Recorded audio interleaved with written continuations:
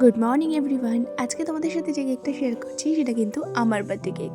হ্যাঁ, belated post এটা বটে। গত 30শে ডিসেম্বর কিন্তু আমার বার্থডে ছিল, আর সেই দিন কিন্তু এই কেকটা আমি নিজে বানিয়েছিলাম। পুরোটাই যে নিজে বানিয়েছি সেটা বলাটা একটু ভুল, কারণ বাবা আমাকে প্রথমে হেল্প করেছিল স্পঞ্জটা করতে, আর স্পঞ্জটা আমি পুরোটাই বলেছিলাম বাবাকে করতে, কারণ বাবাও কিন্তু মাঝে মাঝে অনেক কাজে আমাকে হেল্প করে।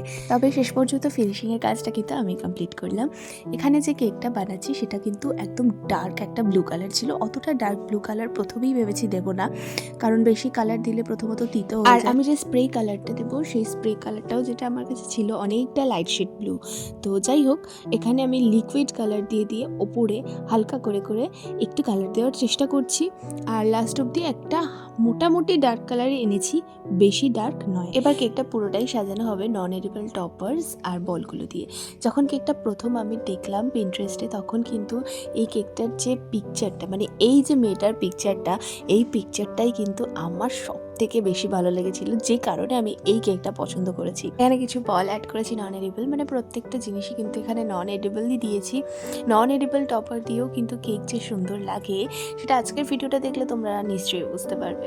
এখানে কিছু বাটারফ্লাই অ্যাড করেছি, যে বাটারফ্লাইগুলো কিন্তু প্রিন্ট করে নিয়েছি। সবসময় তো এক রকমের বাটারফ্লাই কিনতে পাই না, তবে কেনার থেকে আমার মনে হয় নিজের পছন্দ মতন ছবি ডাউনলোড করে প্রিন্ট করে নেওয়াটাই বেটার।